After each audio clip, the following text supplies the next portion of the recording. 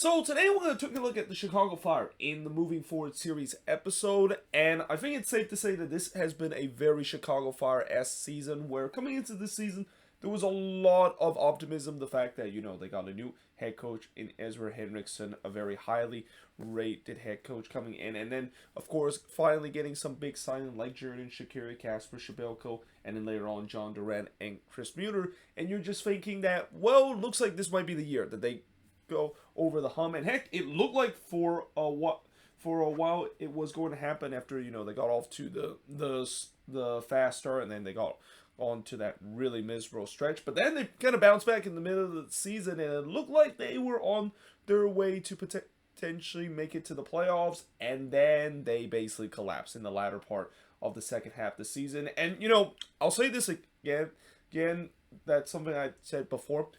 If you're a Chicago Fire fan, I can understand your pain, because as a San Jose Earthquakes fan, I feel like the Chicago Fire is going through the same thing as what Quakes fans deal with, where this used to be a team that used to be the pinnacle of MLS in the early 2000s and in the late 90s, and then basically ownership basically caused problem and really hamper this team to go through a decade of just mediocrity and being a basement dweller. And even though in the Fire case they got a new owner and got a new front office, it feels like things haven't changed because of the fact that there's been some bad decision making that is going on within the front office. And just simply, it feels like, just like the Quakes, as soon as you have some hope, if you're a Chicago Fire fan with this team, you know that they're going to find ways to shatter that hope. And again, as I will talk about, that 5-game unbeaten run that they had in the middle of the season and them getting above the red line, it looked like that was the glimmer of hope. And in a Chicago Fire-esque kind of way, they quickly snapped that hope away with that bad run coming into the home stretch of the playoffs stretch. But for the Fire currently, they have a record of 9-8 and 15 and 35 points. They scored 44 goals this season, which that is actually considered high, because considering this has been a team that's been having so much issue in terms of goal scoring, I wouldn't think that they were going to hit the 40 goal mark. But yet, with 2 games left, they have hit that mark, and a lot of that has to do with they have gone a lot better in terms of the attack compared to in the beginning of the season, where they just simply cannot score. In terms of goals allowed, 48 goals allowed this season, and again, that kind of mark seems a little bit high. I thought this was considered one of the best defense in the league, and they still are. I mean, for the most part, I think they have been a very solid defensive team. I think, sometimes when you look at the amount of goals that they allow, I think it doesn't kind of account for the fact that there were some games where they gave up a lot of goals, and especially during that bad run they had in the beginning of the season, their defense also kind of fall apart. But again, for the most part, they've been a very good defensive team, even though the goals allowed now, or the amount of goals that they allowed doesn't really quite say that, and the goal differential is -4. They're currently in 12th in the Eastern Conference, and in terms of the top goal scorer of this team, again, this is where the problem began. Their top goal scorer is Jordan Shaqiri, but only 7 goals as their top goal scorer. And anytime when you have a top goal scorer that doesn't hit a double-digit mark, unless if you're a team that is kind of had that philosophy that the team is the star, and that you kind of be like the Colorado Rapids of last season, where everybody can in the goal scoring department, which does happen sometimes. That's definitely a sign of not a good team, and a sign of a team that struggled to score goals. And that, again, was the case for the Chicago Fire for majority part of the season. And again, only their top goal scorer, Jordan Shaqiri, with 7 goals, followed by John Durant with 6 goals, Kasper Schmeichel with 5 goals, Chris Mueller with 4 goals, and Rafael Schmeichel ends up with 3 goals. And it, again, another telling sign that a team struggled to score goals is when one of your defender is one of the top goal scorers, and up in my top 5 top goals scorer list, you have some serious issue in terms of your attack. Now, in terms of the top assist leader, Jordan Shaqiri unsurprisingly leads the team with 11 assists, followed by the highly young rated talented Brian Gutierrez with 5 assists. Then you got Chris Mueller with 4 assists, John Durant with 3 assists, and Federico Navarro, who of course just signed a new contract extension yesterday with 3 assists to round up the top 5 assist leader for the Chicago Fire team. So what are some of the highlights for this Fire team? Again, I think for the defense for the most part was pretty good in this team, especially in the beginning of the season. Like they I think they went through a stretch where I think in the first 5 games they only gave up like one goal, and their defense really didn't start collapsing until that game against Minnesota United, where I think that was the first game where you kind of saw the signs of trouble where the defense started to fall apart, and hence that's why they kind of go through that long winless run between May and June. But again, for the most part, the defense was good in the beginning of the season, and it was also good during the latter part of the season too. I mean, they have a lot of clean sheet this season, and again, a lot of that has to contribute with the fact that they also have a lot of nil draw this season.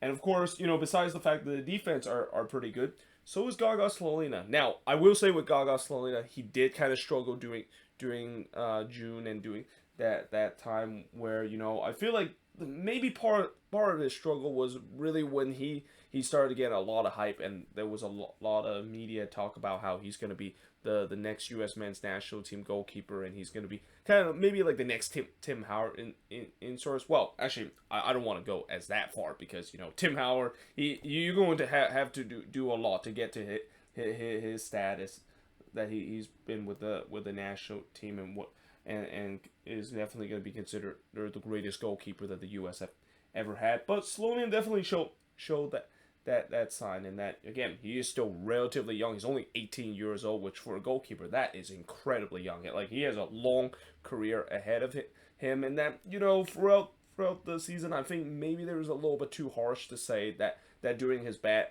run that looks like the hype kind of got to the kid. Well, in some way, maybe it did, but again, that's what happened with young players, and especially young goalkeeper, where not every single young goalkeeper, they're going to go through that stretch where things didn't quite work out for them, and they go in a bit of a bad form. But it's very important for a young player to kind of get out of that funk and eventually get back to the level of why they have always touted you as an upcoming player, and that's exactly what Gaga Slonina did. I think after that bad run of form in June and July, he really accelerated in the August, September, until now, and there's a reason why he's going to be going to Chelsea for $15 million, and the record amount of transfer fee that the Fire will receive. You would assume that they would try to invest in the squad. I mean, you would assume, and I'll just leave it at that, because I know if you're a Fire fan, you're probably thinking, that's not going to happen, judging by the history of dumb decision that this front office have made in terms of some of the transfers that they've done.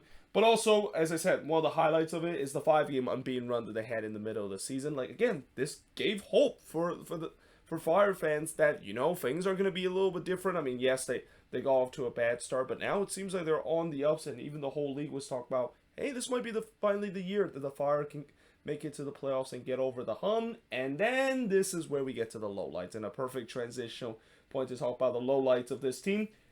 It feels like when there's hope, it basically fell apart, and they just find ways to shatter. And that stretch in August, where I think they only won one game out of 7, and they were losing to playoff 6-pointer kind of opponent every single week. Yeah, that was absolutely brutal, and that really crushed any chances of them potentially making the playoffs.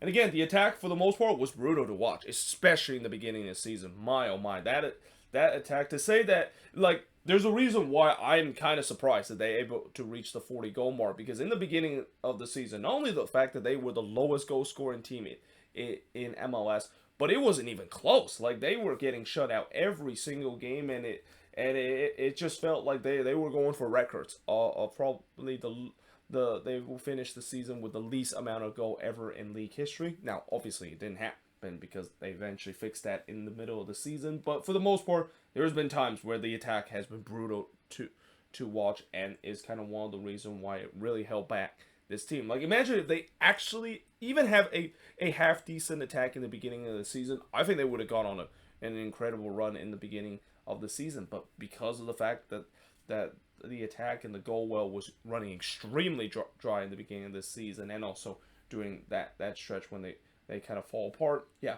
that's kind of the reason why or one of the big reasons why they weren't able to make the playoffs.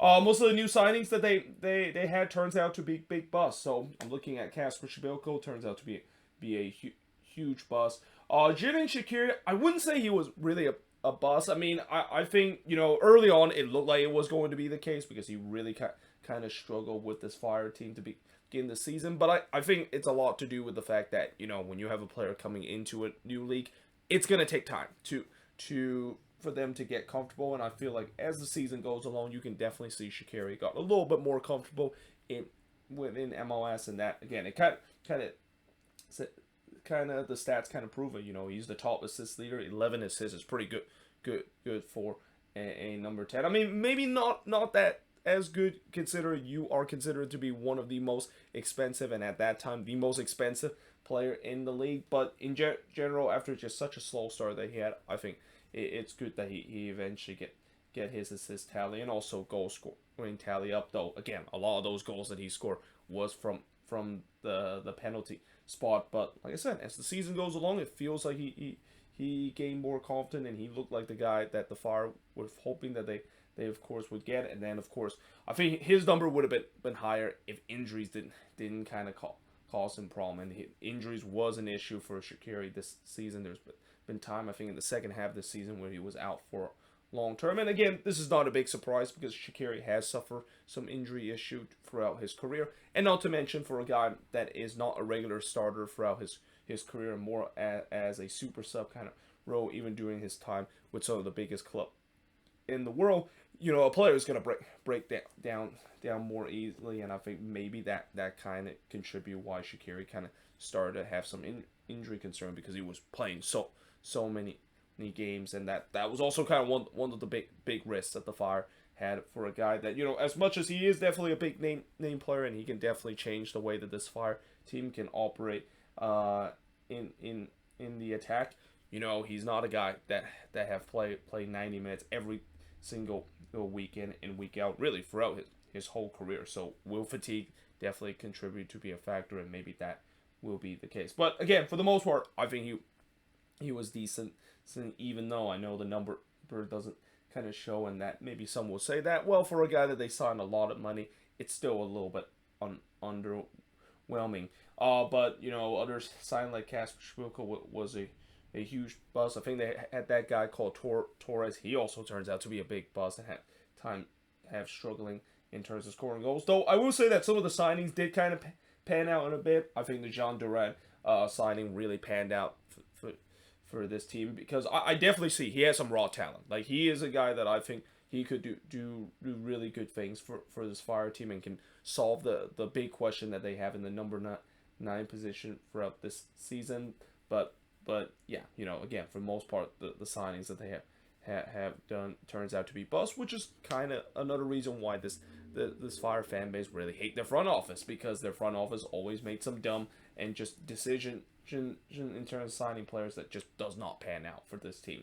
Now, the biggest win this season for the Fire, it's no question the 1-0 win that they had against the Philadelphia Union. I mean, that was probably the highlights. I think this was during a stretch when they were on that 5-game unbeaten run, but when you beat the likes of a Union team that even back then they were still a red hot team and a goal scoring a free scoring kind of team, that is definitely considered a great achievement that they had. But obviously the biggest loss that they've suffered this season, I mean, I'm going to go with two of them. I'm going to cheat again a little bit in terms of choosing the biggest loss, because the loss that they had against Charlotte at home and the loss against Columbus at home was basically carbon copy. Like, they went up 2-0, and then they just imploded in the second half, and there's no sugarcoating that those losses really hurt the Fire. And that, imagine if they didn't lose those games. Like, if they didn't lose those games, they would be at 41 points right now, and I think with the playoff race, they'll still be within touching distance of the playoff race.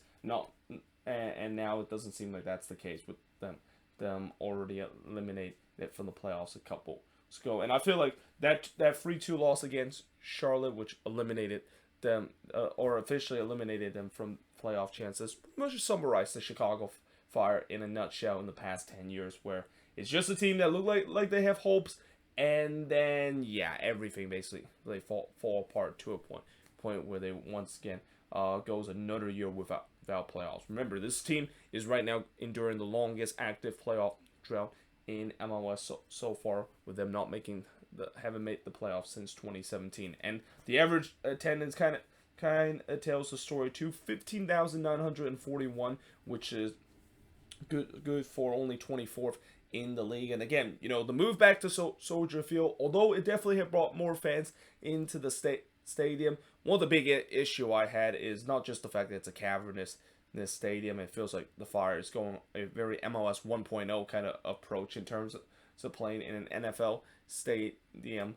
When now the trend is all these teams playing in a soccer specific stadium, but also when you're not doing well, nobody's gonna show up to your game, and that's kind of the case. Like, it doesn't matter if you do move back to Soldier Field, move closer to the downtown area, and that the area is more located nicely for Fire fans to get to games. When you don't do well, yeah, those fans are not going to show up. Especially when you look like a very boring team to watch in the beginning of the season. Fans are also not going to show up to watch you play. Now, in terms of revelation, it's got to be John Duran. Again, 6 goals with 3 assists doing his short time with the Fire. And that, again, I definitely see some raw talent in him. He is definitely a guy that can be a 10-plus goal scorer in this league, or even a 15-plus goal scorer if the Fire can continue to develop him in a way that he could be a centerpiece of this number 9 position for this team, or even maybe sell him off for a big amount of money. Because remember, he's only 18 years old. He's still very, very young, and that if he continued to fulfill his potential, then we can see the Fire potentially develop another decent player and sell them off to Europe like they did with Gaga Slonina.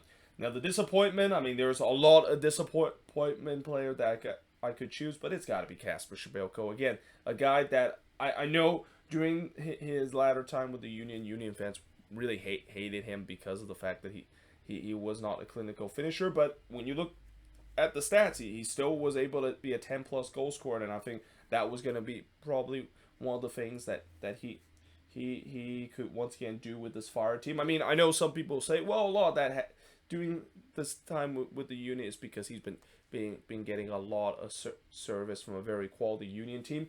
But this is where I point to the argument of, well, here with the Fire, he got Xherdan Shaqiri giving him service every single time, so he should be a 10-plus goal scorer too. And yeah, he didn't came close at that mark. I mean, there was times that he can come close to that mark, but ultimately he kind of lost his job to John Duran, and it's going to be a guy that I don't think he's going to be coming back with the Chicago Fire heading into next season. Now, moving forward for the Fire, one of the things that the Fire might need to do this offseason is get a new sporting director, because it looks like Rick Hitz is potentially on his way out, because this is his final year of his contract. And a lot of Fire fans have been vocal of saying that they do not like Hitz, and that they want to get a new sporting director to really get a better knowledge in terms of signing the right guys to this team. And again, when you look at most of the signing that Hitz has made, it hasn't been good whatsoever. So I won't be surprised that the Fire might not renew his contract. And if they do renew his contract, I'm pretty sure a lot of Fire fans will be very, very frustrated about that. Offloading some of the attacking deadweight and searching for a new one. So like I said, I don't think Schmeichel is coming back. I'm not sure if that Torres guys is coming back either. And even one guy that I think is kind of still a bit surprised to be here, and that he's going to be a big question mark, is Gaston Jimenez. Because Gaston Jimenez was really part of that old kind of, well, I wouldn't say old, but kind of like that first attempt for this new ownership to create a core to get this team back to where they were a couple of years ago, and it did not worked out. And that's why you saw a massive fire sale that happened as soon as Rafael Wiki left this team, and that they were going through a new direction. But Gaston Jimenez was one of those players that was not let go during that fire sale, and with another underwhelming kind of season for him, I don't know if he's going to be potentially coming back. And then lastly, a new goalkeeper for this Fire team. Again, with Gaga Slonina leaving this offseason, they're definitely going to be in the goalkeeping market and looking for a brand new goalkeeper. But either way, hope you guys enjoyed this video. If you do, make sure you guys leave a like, smash the subscribe button. Let me know in the comments below what do you think of this video, and if you're a Chicago Fire fan, What do you think is the highlights, the lowlights, the revelation, and also disappointment in terms of the of each of these players this season? And moving forward, how is this team going to look next season? But until then, hope you guys enjoyed this video. If you do, make sure you guys do like, smash the subscribe button, and yeah, I of course will see you guys next time.